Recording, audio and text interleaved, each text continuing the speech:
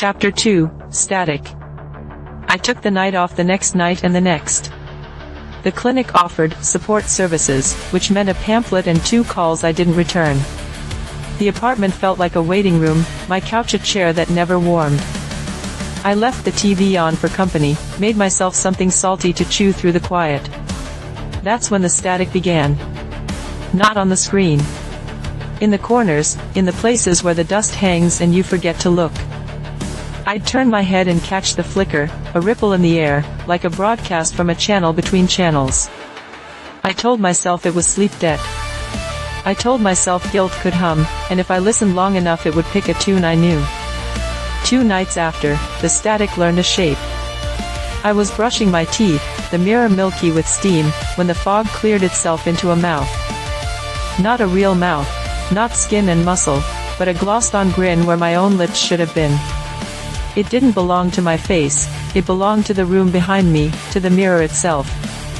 It was too generous a smile, as if whatever wore it wanted to prove it could be friendly if I just agreed to be afraid. I threw the door open, and the shape shattered, not like a reflection, but like a radio dropping a signal. I stood with the toothpaste stinging my tongue, my chest lifting the way a child lifts a blanket to check for monsters. After that, it escalated. The sound of a camera shutter in empty hallways. A child's laughter braided with the low buzz of an old television. I found a folded paper on my kitchen counter, a small white square I did not own, that had been creased and uncreased so many times the edges were soft. On the inside was a smile. Not drawn. Stamped. Repeated, perfectly, in a line that never ended. I sat on the floor with my back against the fridge, cold humming against my spine, and realized there was a taste in my mouth, copper, old pennies pressed to the tongue. It made me think of Nadine, of the way the room had tasted after she left it. I wanted to tell someone. I thought of calling my sister, but she lived 2 time zones away and had a baby who woke for nothing less than earthquakes. I thought of calling Mateo, who had once loved me loud and messy and who knew how to talk me down from ledges I didn't admit I had.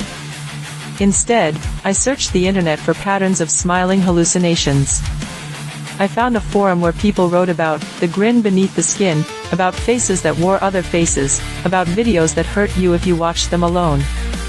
An account with a username that read like static, just a line of symbols, sent me a message, "You saw. Now it sees you." Below it was a link. I didn't click it.